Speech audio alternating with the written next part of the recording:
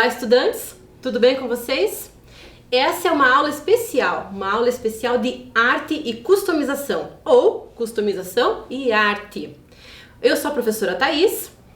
Eu sou o professor Marcos. Sejam bem-vindos, então. Vamos apresentar o projeto em termos gerais, tá bom? Esse projeto é o projeto Mãos na Massa, que foi pensado justamente para aproximar esses conhecimentos que vocês têm na escola com o conhecimento que vocês têm na vida. O objetivo é oportunizar ao estudante a possibilidade de exercitar sua criatividade e a sua expressão pessoal, por meio de atividades práticas, relacionando aos conteúdos de arte que se aprende na escola. Hoje você vai aprender sobre a ideia de customização e como ela se relaciona com os elementos das artes visuais, e como esse conhecimento pode ajudar na criação de peças únicas e que revelam seu potencial criativo. Os materiais que a gente vai sugerir para vocês usarem para a nossa atividade de hoje são esses que você está vendo na tela. Uma bisnaga plástica, para você colocar a tinta dentro e conseguir aplicar com facilidade. Um tecido, um pedaço de tecido qualquer. Elásticos para vocês fazerem as amarrações e a tinta propriamente dita. Só lembrando, né, Thaís, que o tecido é de preferência de uma cor clara, porque como a gente vai aplicar tinta, é necessário que apareçam as cores que nós estaremos usando, tá? Mas tente adaptar com o que você tiver aí. E como a gente vai ver mais adiante, né, Marcos, a cor do tecido vai influenciar no trabalho também. Com certeza. Bem, o que é customizar? É até uma palavra que a gente ouve, né, com uma certa frequência hoje em dia. Basicamente, customizar é construir, adaptar ou alterar com o intuito de atender a especificações individuais. É uma palavra inglesa, tá? Em termos gerais, a gente usa ela nesse sentido de personalizar. Até é mais indicado usar esse termo, né? Personalizar, que ele é mais direto, mas customizar também não está errado, tá, gente? Vamos ver agora como alguns elementos formais da arte se relacionam com a customização, né, e com aquilo que a gente vai fazer. Antes, porém, a gente só vai relembrar aqui alguns desses elementos. Eu tenho certeza que você aí, durante toda a sua vida escolar, já viu isso, já explorou isso na disciplina de arte, né? Mas vamos relembrar aqui. Aqui são os pontos principais, né, ou os elementos principais da linguagem visual. O ponto, por exemplo. O ponto é a unidade de representação visual mais básica. Também temos a linha. A linha é uma sequência de pontos que possui direção e força. A forma. Uma linha fechada gera uma forma, uma massa. Textura. A textura pode ser tátil ou visual. A textura visual é toda aquela textura que nós podemos ver. Bem, a cor ali, que é o último elemento que selecionamos hoje, não tem ali a definição porque nós vamos ver ela com mais detalhes e vamos falar um pouquinho melhor sobre ela. Por isso que ela não está definida ali, a gente vai ver mais à frente. Então agora eu tenho um convite para vocês. Nós vamos fazer uma leitura de imagem. Eu vou dar um tempinho para você ler essa imagem, para você observar e ver se você consegue identificar nesta imagem que está na tela os elementos formais que a gente acabou de ver. Até interessante que, fazendo essa leitura, de repente, se você tem aí um papel, um lápis, você pode estar descrevendo esses elementos para você conseguir também entendê-lo melhor. Também não só os elementos formais, mas o tema como um todo. Você consegue identificar a forma que está ali, o que ela está de repente representando. Vamos dar um tempinho aqui para você fazer esse exercício.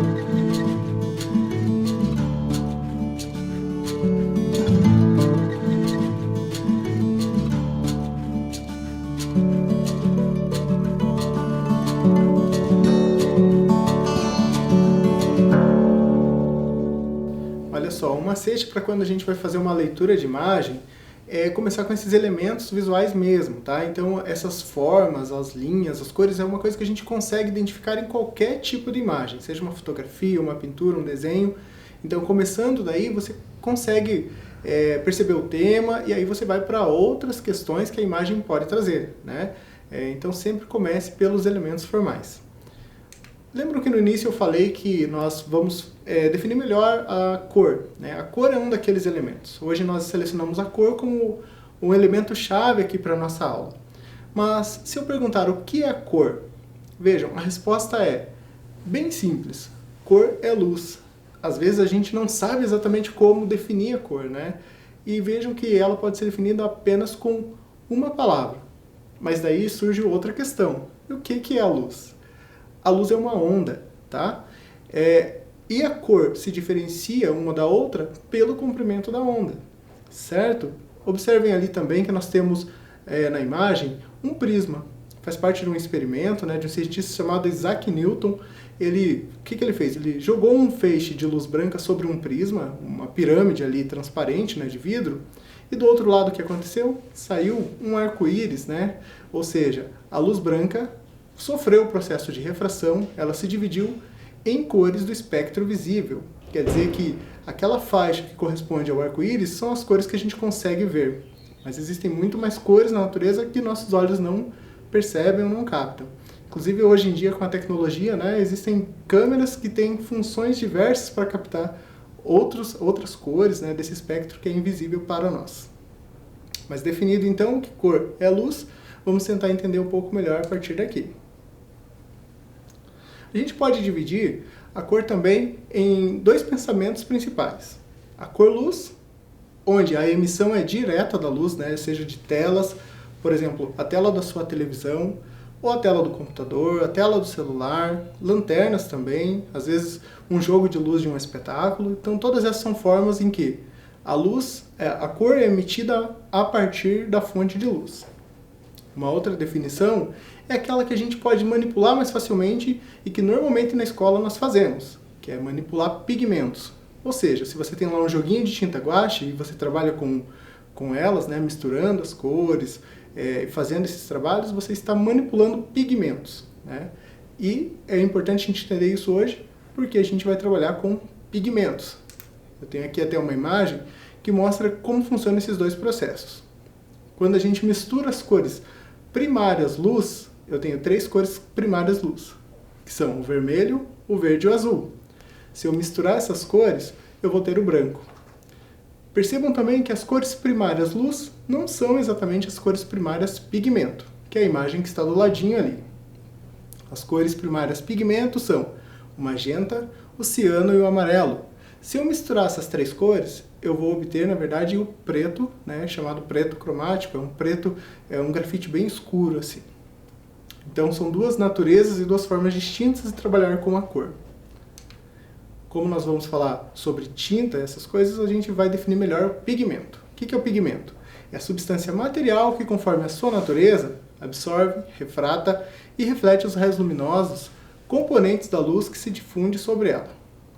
Eu não sei se vocês sabem, mas o tipo de carga ou meio que você adiciona o pigmento é o que vai definir o tipo de tinta. Daqui a um pouquinho nós vamos falar um pouquinho melhor sobre técnicas de tinta, tá? Mas só para você ter essa informação que o pigmento às vezes é o mesmo que pode ser aplicado em uma ou em outra técnica.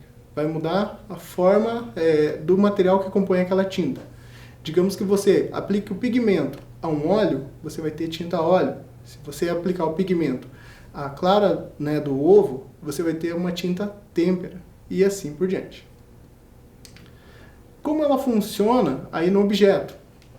Que cor é esse carro? Você respondeu verde, certamente. E se eu te disser que esse carro é todas as cores menos verde? Como assim? Eu explico melhor.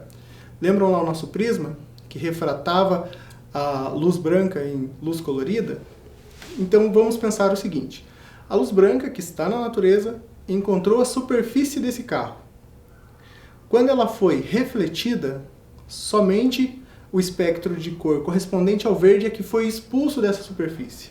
Então, quer dizer, os nossos olhos estão enxergando verde porque o verde foi a única cor que a superfície refletiu. Ela absorveu todas as outras cores da luz branca.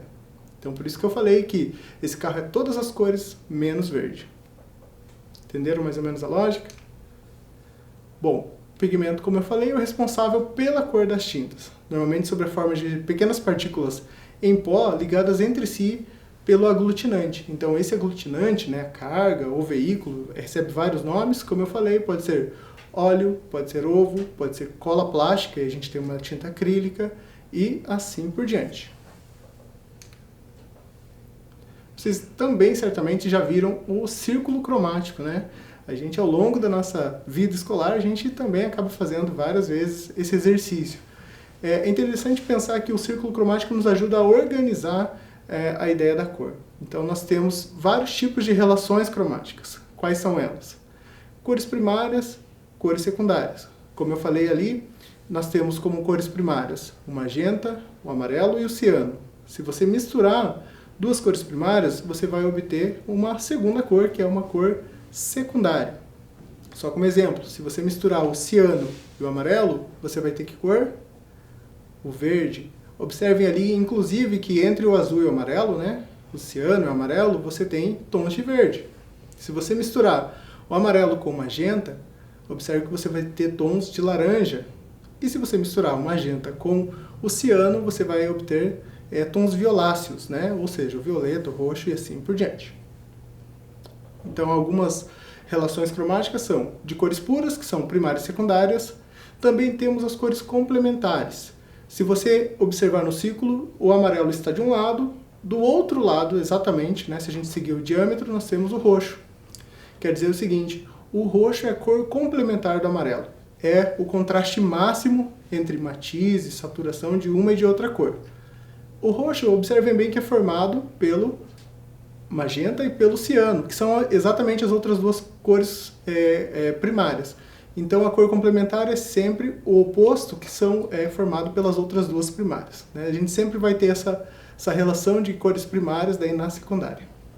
E é bacana, né, Marcos, porque esse estudo da cor, essas relações cromáticas é que fazem a qualidade dos trabalhos dos bons artistas, né? Eles exploram essas qualidades ao máximo para apresentar as obras de arte que a gente conhece. Isso mesmo, e tudo é intencional.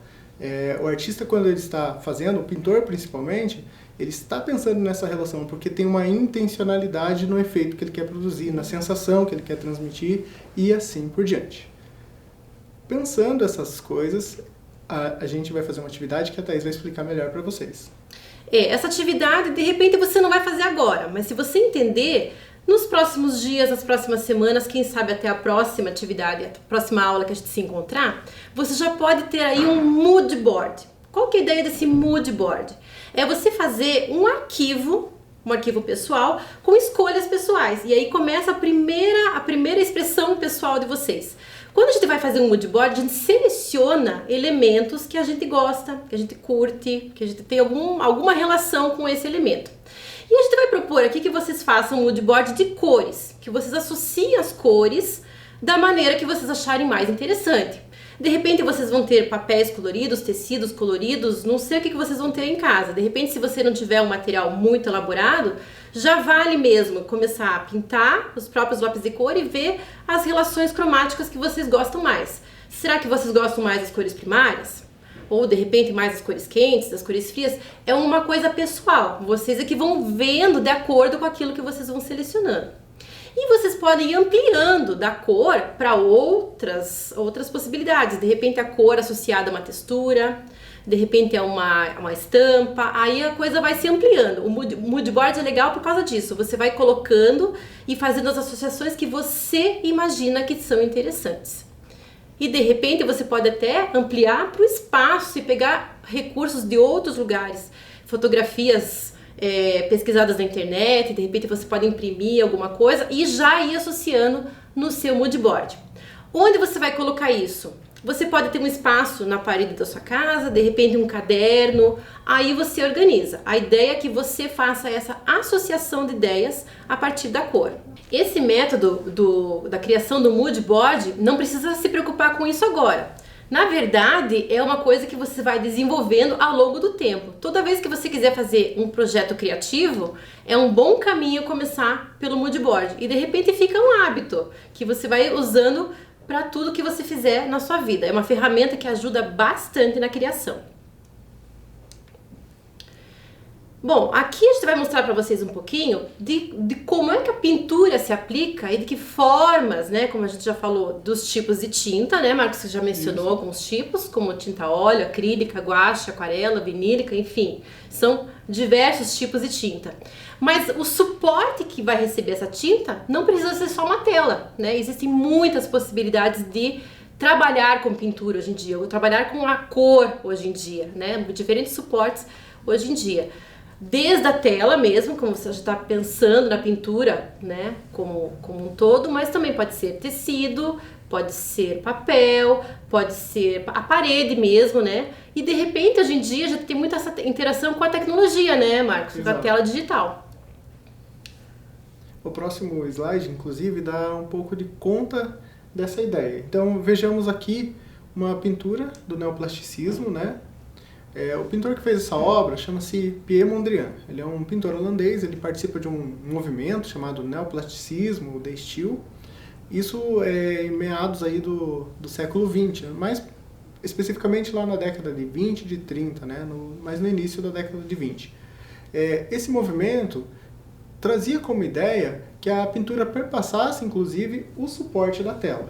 Então, só aqui algumas pontuações importantes. A pintura sobre tela é uma invenção lá do Renascimento, ou seja, estamos falando de uns 500 anos, né? Assim como a tinta a óleo. E conforme os anos vão passando, como a Thais falou, esses suportes vão mudando, né? E vão ganhando outras conotações, inclusive outros meios tecnológicos também. Hoje a gente tem a pintura digital como exemplo, né? Mas voltando a falar desse movimento, esse movimento pensava uma arte que fizesse parte do mundo, não o objeto de arte em si, mas que ela ganhasse o mundo de outras maneiras, de outras formas.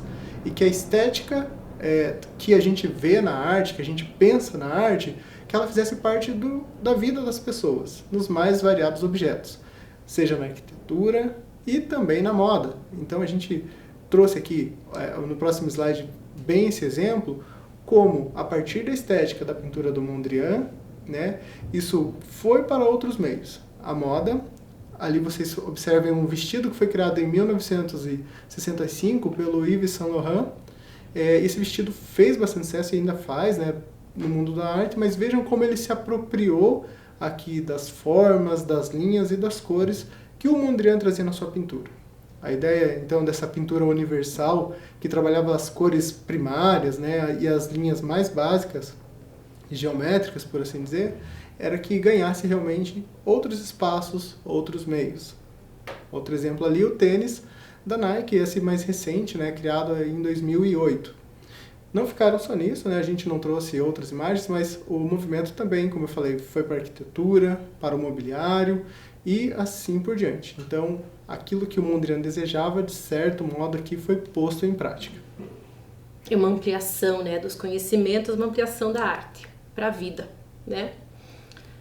Exato. Aqui, então, até a gente pode pensar nessa ideia que a gente citou, né? Então, a gente tem a pintura, tudo aquilo que o artista pensava na sua pintura, no movimento que ele participava, no contexto que ele estava inserido, e como depois isso vai ganhando outros desdobramentos.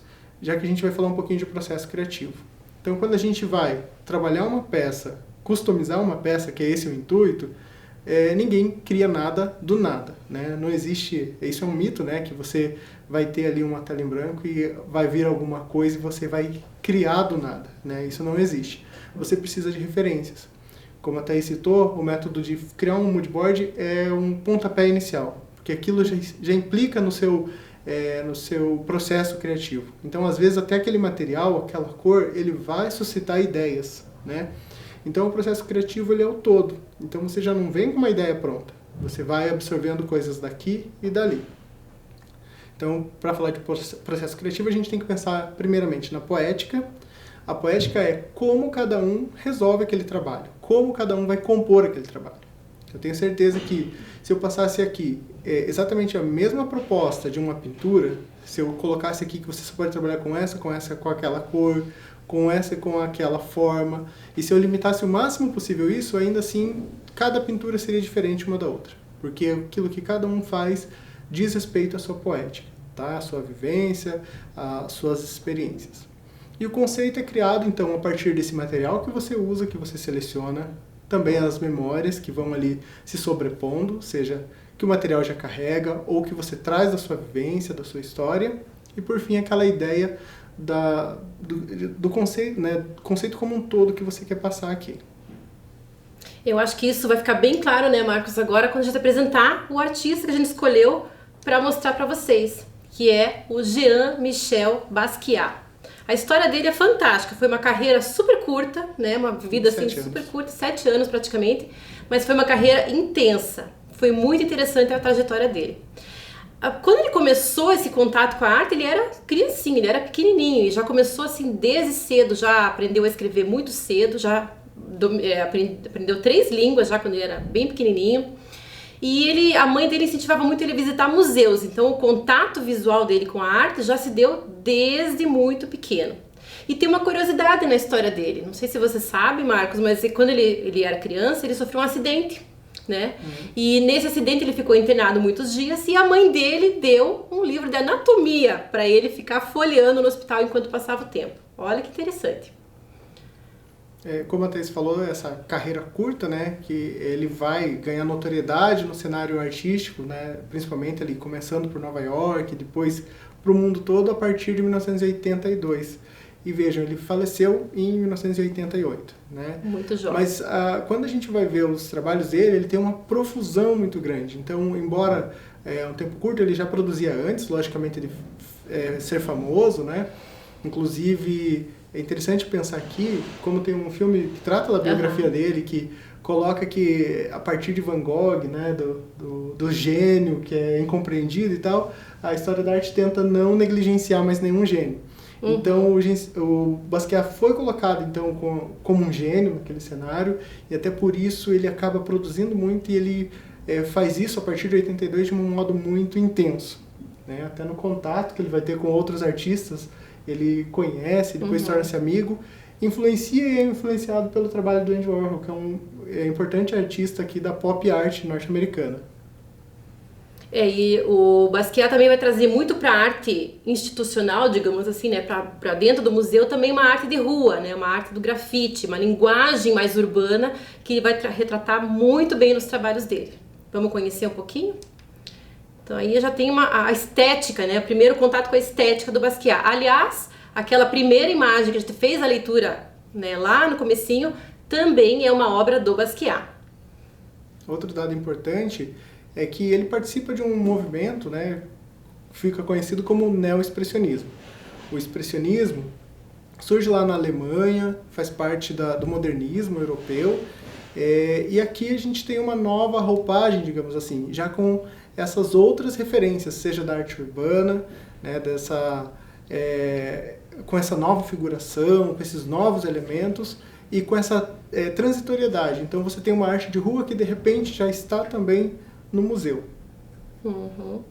E a estética que ele escolhe, né, essa maneira como ele vai trabalhando com as cores e com as linhas e com a forma em si, até lembra um pouco essa coisa do corpo humano também, dessas camadas do corpo. A pintura dele vai acontecendo também em camadas. É como se ele fizesse uma dissecação do corpo ao contrário, né? Ele vai mostrando realmente na pintura todas as nossas camadas, né? E tem um apelo com questões sociais muito importantes. É uma arte protesto também. É uma coisa que ele faz muito bem na pintura dele, é falar sobre temas muito importantes, como a violência, como a vida dos negros, de modo geral. Então é um trabalho riquíssimo, muito intenso e que ele deu a alma dele nesse trabalho. Verdade. Até falando dessa forma de construção, vamos chamar assim, do trabalho dele, nós temos um vídeo aqui que mostra um pouquinho desse processo. A gente vai para esse vídeo agora e depois a gente volta para essa proposta aqui.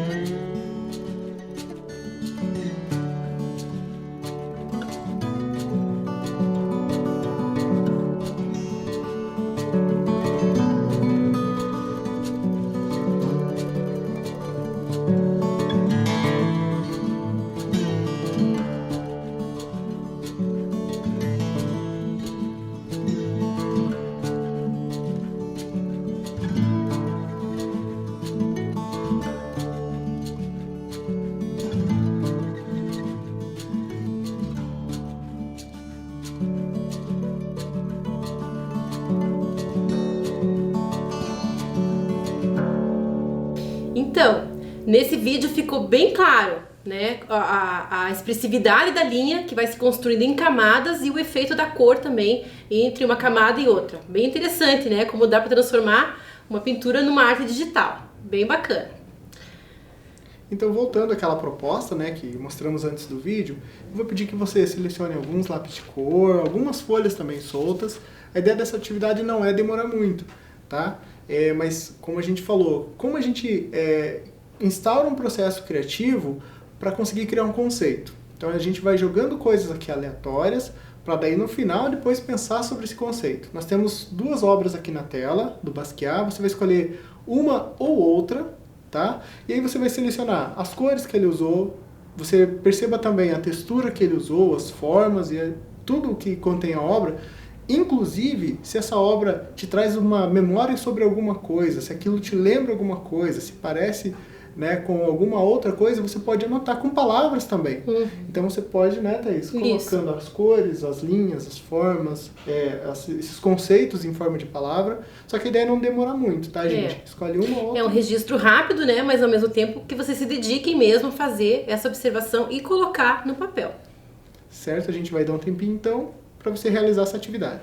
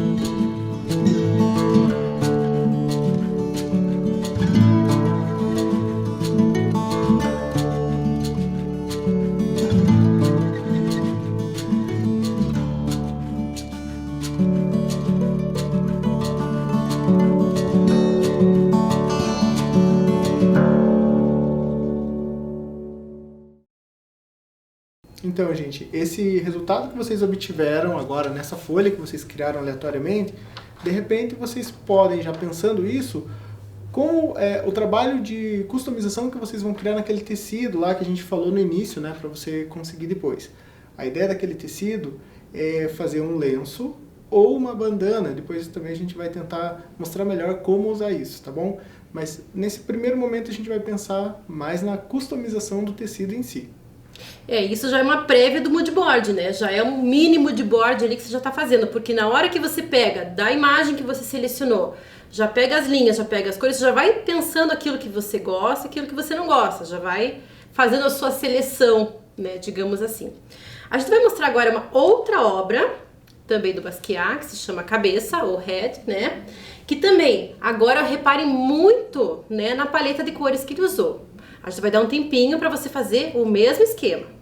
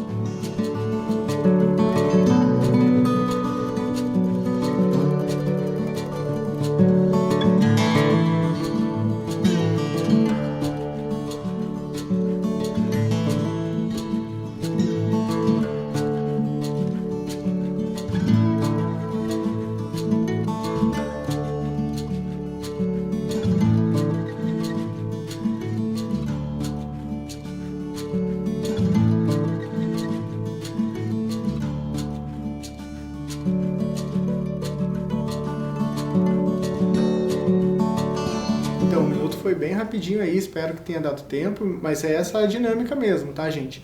Então, nessa imagem, né, a Cabeça, de 1981, veja como o Basquiat explora mais as cores primárias, cores secundárias, ali na parte, né, direita, superior, e ali embaixo ele usa as cores terciárias, tom ocres, tá? Então, essa percepção aqui é algo que a gente vai exigir nesse exercício, a gente vai repetir ele, inclusive, Vamos por uma outra imagem aqui. E a gente vai desenvolvendo aos poucos. Então é o olhar mesmo de vocês que vai trabalhando. Então agora vocês têm outra imagem com outra paleta de cores totalmente diferente. Tempo para você observar e pegar.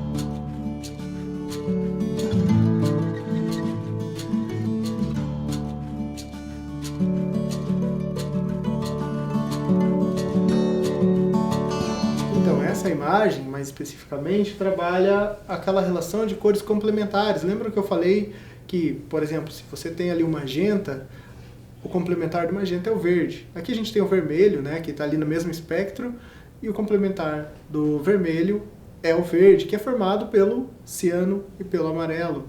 Então vejam que essa relação de cores complementares ele explora aqui, diferentemente da imagem anterior, que ele estava explorando cores puras e cores terciárias. Outro aspecto importante aqui do trabalho dele é como ele se parece com colagem. Não parece que tem um monte de coisa sobreposta e colada e justaposta, né? Inclusive palavras.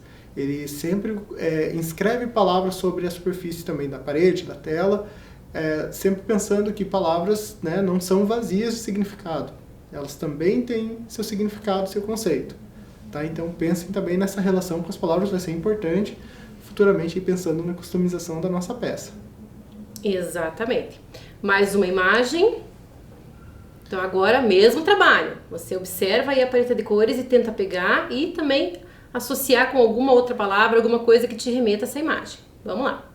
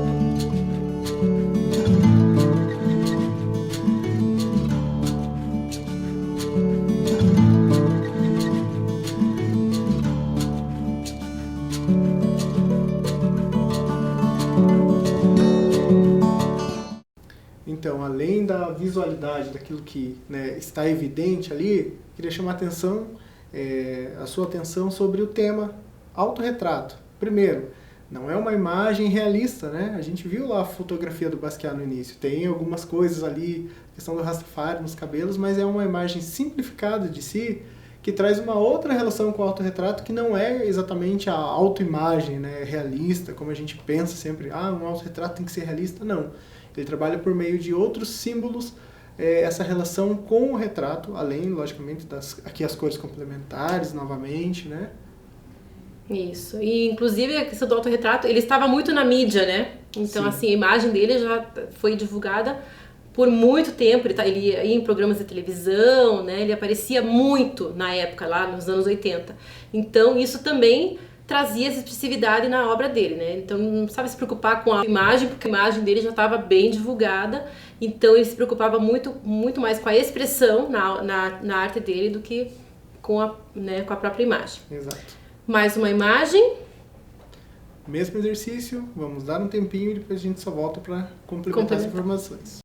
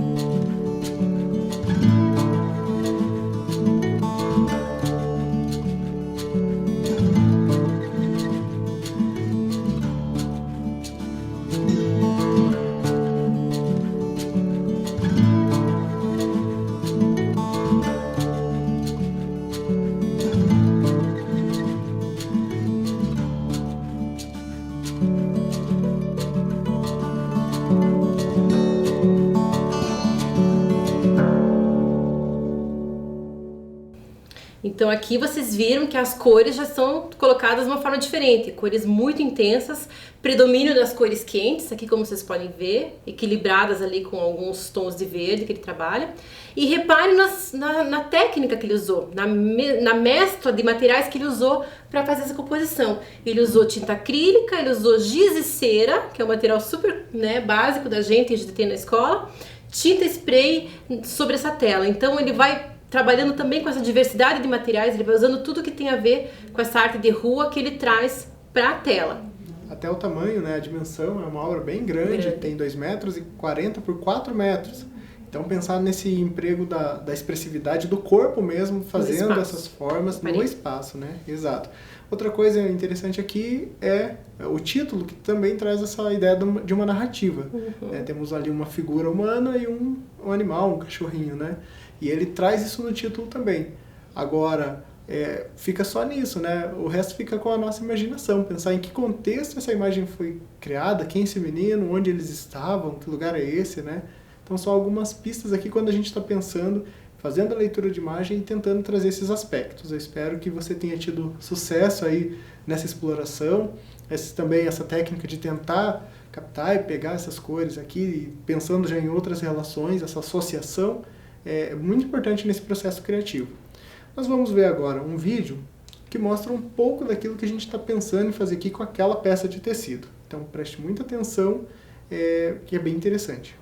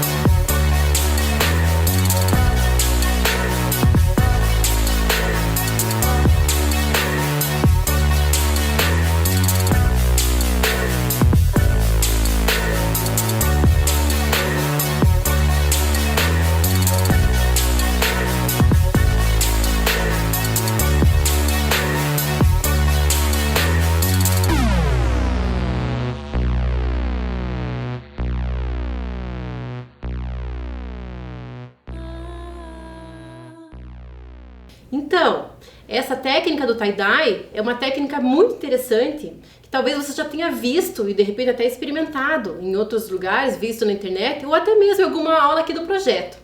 É uma técnica muito interessante porque o resultado que você vai ter depois quando você abre o seu tecido, a sua camiseta, né, o seu objeto que você está trabalhando, é um resultado muito interessante e é muito gostoso de trabalhar.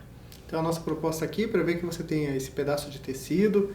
A gente vai sugerir aqui que você tenha aqui um tecido de uns 50 centímetros por 1,5 m, né? Para as propostas que a gente vai trazer na sequência, você vai precisar guardar esse trabalho, né? Você faz a pintura e guarda que a gente vai continuar trabalhando com ele.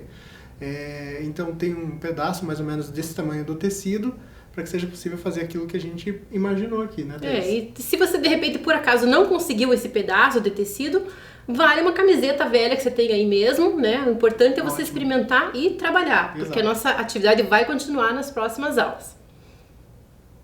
Acho que hoje é isso, acho né? que Vamos sim. terminando aqui. Espero que vocês tenham curtido e nos encontramos na nossa próxima aula.